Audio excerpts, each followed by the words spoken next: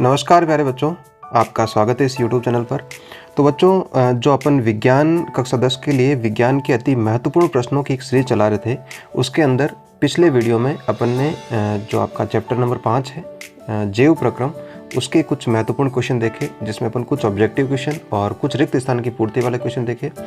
आज पुनः उसी का एक पार्ट सेकेंड है, उसमें भी अपन लगभग 8-10 क्वेश्चन देखेंगे जो आपके महत्वपूर्ण होने वाले परीक्षा की दृष्टि से।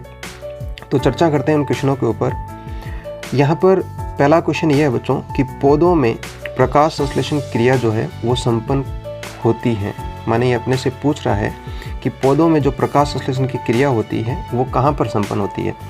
तो सबसे पहले माइटोकॉन्ड्रिया, हरित लवक, केंद्रक और जड़।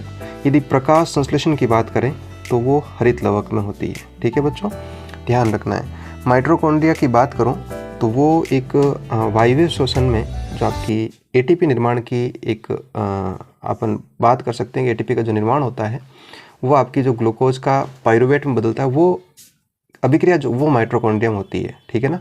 तो प्रकाश संश्लेषण की बात आए तब हरित लवक में हो जाएगा। ठीक है। माइटोकॉन्ड्रिया को आपको एक बता देता हूँ कि कोशिका का इसको शक्ति ग्रह भी कहते हैं। ठीक है, ऊर्जा ग्रह भी कहते हैं। आपकी जो बुक है उसके अंदर भी आपका इस प्रकार से बताया गया है कि माइटोकॉन्ड्रिया जो है उसको अपन ऊर्जा ग्रह बोलते हैं। ठीक है। तो पहला क्वेश्चन का आंसर क्या हो जाएगा? हरित लवक। दूसरा क्वेश्चन है बच्चों कि कोशिका की ऊर्जा मुद्रा क्या है। ठीक है ना, काफ़ी इंपॉर्टेंट क्वेश्चन है कि कोशिका की ऊर्जा मुद्रा क्या है। एटीपी, आरएनए, डीएनए और एडीपी। तो बात करें ऊर्जा मुद्रा की तो वो है बच्चों एटीपी। इसका यदि बात करूँ फुल फॉर्म का या पूरा जो इसका एक्सप्रेशन है उसका क्या मतलब होगा, तो वो ये होगा adeno triphosphate. Adeno triphosphate, adeno triphosphate. ठीक है, इसको अपन कोशिका की ऊर्जा मुद्रा कहते हैं। ठीक है। आरएनए, डीएनए ये अपन बात करें तो ये आपका अलग है, जिसको अपन राइबोज न्यूक्लिक एसिड कहते हैं। इसको डीऑक्सी राइबोज न्यूक्लिक अपन एसिड कहते हैं। तो ये आपकी अलग चीज़ है। एडीपी जो है वो एडीपी से ही फॉस्फेट जुड़ने के बाद में आपका एटीपी बनता है। ठीक है, तो इसमें ध्यान रखना आपको। तीसरा क्वेश्चन है कि वायवीय श्वसन में, इंपॉर्टेंट सवाल है बच्चों, वायवीय श्वसन में ग्लूकोज के विखंडन से उत्पन्न एटीपी की संख्या कितनी है। कि ये अपने से बोल रहा है कि जब वायवीय श्वसन होता है तो उसमें ग्लूकोज का विखंडन होता है, ग्लूकोज से पाइरुवेट बनता है, पाइरुवेट के बाद में आपकी जो अभिक्रिया वो एक आप एटीपी पाथ होता है उसके अनुसार चलती है। तो उसमें जो टोटल आपकी जो एटीपी है उसकी संख्या कितनी है, तो उसमें आपको ध्यान रखना है 38 है। जब बच्चों वायवीय श्वसन होता है तब आपका एटीपी की संख्या 38 होगी। ये ध्यान रखना, बहुत इंपॉर्टेंट सवाल है, पूछ सकता आपको। अगला क्वेश्चन इसी से रिलेटेड की बात करें, यदि अपन को अवायवीय श्वसन से पूछ ले कि अवायवीय श्वसन से उत्पन्न एटीपी की संख्या क्या होगी, तो आपको ध्यान रखनी है यदि अवायवीय श्वसन है जो ऑक्सीजन की अनुपस्थिति में होता है। वायवीय श्वसन बच्चों O2 की प्रेजेंस में होता है, O2 की उपस्थिति में होता है। अवायवीय जो है O2 की अनुपस्थिति में होता है। ठीक है, तो उसमें एटीपी की संख्या जो है वो कितनी होने वाली है? 2 एटीपी होने वाली है। ठीक है, ध्यान रखना बच्चों, अच्छा सवाल है। अगला सवाल देखते हैं। क्वेश्चन है आपका प्रश्न संख्या 5, काफ़ी इंपॉर्टेंट सवाल ये भी। उत्सर्जन की क्रिया में भाग लेने वाली वक्र की संरचनात्मक एवं क्रियात्मक इकाई क्या है। आपका संरचनात्मक और क्रियात्मक इकाई का पूरी किताबों में से जो सवाल बनते हैं या 30 सवाल आपके जो बोर्ड में बनेंगे उसमें से एक सवाल आपका जरूर आएगा कि इस चीज़ की संरचनात्मक एवं क्रियात्मक इकाई क्या है। तो यहाँ पर अब बात कर रहे हैं वक्र की। किसकी बात कर रहे हैं? वक्र की। तो जो बच्चों वक्र है उसकी संरचनात्मक एवं क्रियात्मक इकाई है वो है वक्राणु, जिसे अपन नेफ्रॉन कहते हैं। क्या कहते हैं? नेफ्रॉन।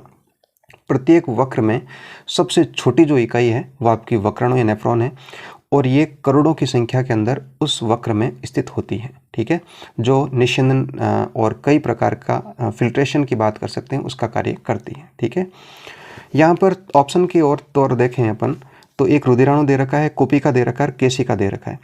तो रुधिराणु और केशिका को छोड़कर यदि बात करें कोशिका के ऊपर, तो ये भी आपकी एक संरचनात्मक एवं क्रियात्मक इकाई होती है, और वो होती है, देखो बच्चों क्वेश्चन बनाया मैंने कि फेफड़ों की संरचनात्मक एवं क्रियात्मक इकाई क्या होती है, तो वहाँ पर आप बोलोगे सर कुपिका होती है। क्या होती है बच्चों? कुपिका। जो आपका फेफड़ा होता है बच्चों, अपन बात करें फेफड़ों की, तो यहाँ पर इस प्रकार से जो भी आपका फेफड़ा है उसके अंदर ये बहुत आगे कई भागों में बंटी होती है, और सबसे लास्ट के अंदर जो बिल्कुल छोटी सी संरचना है वो आपकी कोशिका होती है, ठीक है। और वो भी आपकी करोड़ों की संख्या में होती है, जिसमें ऑक्सीजन का अपन बात कर सकते हैं, कोशिका से ऑक्सीजन उसमें आपका जाना और उसमें CO2 और अन्य गैसों का फिर से बाहर निकलना, ये क्रिया होती है किसमें, कोशिका में। तो ये आपकी संरचनात्मक एवं क्रियात्मक इकाई, याद रखना। उत्सर्जन की बात कर ले, वक्र की बात कर ले, तो वक्राणु या नेफ्रॉन आता है। आपका जो शब्द आता है परीक्षा के अंदर वो नेफ्रॉन पूछा जाता है, वक्राणु नहीं दिया जाता है अक्सर। फेफड़ों की बात करें तो कोशिका लिखना है, ठीक है बच्चों। बात करें अब, अगला सवाल है आपका कि कोई दो एक कोशिक जीवों के नाम बताइए। तो यदि बात करें एक कोशिक जीवों की, तो उसके अंदर आपको याद रखना है, एक तो आप अमीबा याद रख लीजिएगा, अमीबा एवं पैरामीशियम, है ना। क्या याद रखोगे, पैरामीशियम, ठीक है। ये दो चीज़ें आपको याद रखनी, अमीबा और पैरामीशियम, ये आपके एक कोशिक जीव है। यदि बात मनुष्य की करें तो मनुष्य जो है बहुकोशिक जीव है, ठीक है। अगला क्वेश्चन है आपका कि माँ के रुधिर से भ्रूण को पोषण प्रदान करने वाली संरचना का नाम बताइए। मतलब यह है बच्चों कि जब आपका बच्चा जो है वो माँ के पेट में होता है, माँ के गर्भ में होता है, तो उस समय उस भ्रूण को पोषण किस तरह से मिलता है या किसके द्वारा मिलता है, वही अपन से पूछ रहा है।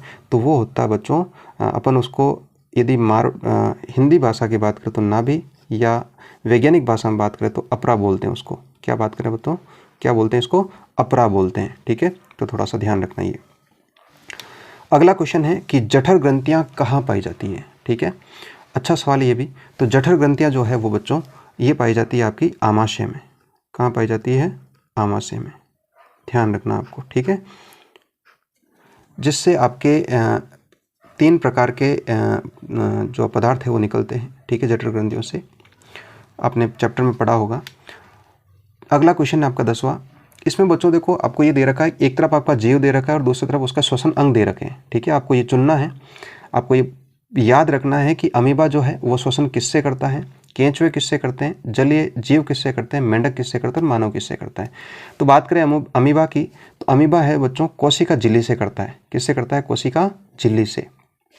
अमीबा आप यदि कभी आप इंटरनेट पर भी सर्च कर सकते हो, इस प्रकार की एक अनियंत्रित संरचना होती है और अपना आकार जो है वो बदलता रहता है, ठीक है।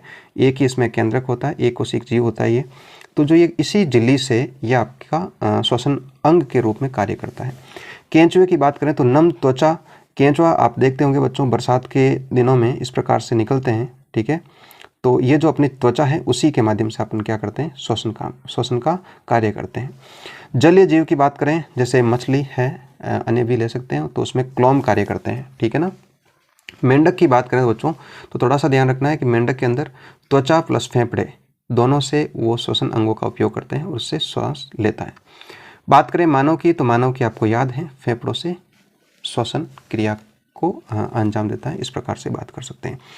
तो बच्चों कोशिश की मैंने कि जो आपका चैप्टर नंबर 5 है उसके लगभग छोटे छोटे जितने भी सवाल बनते हैं उनको मैंने कवर करने की कोशिश की।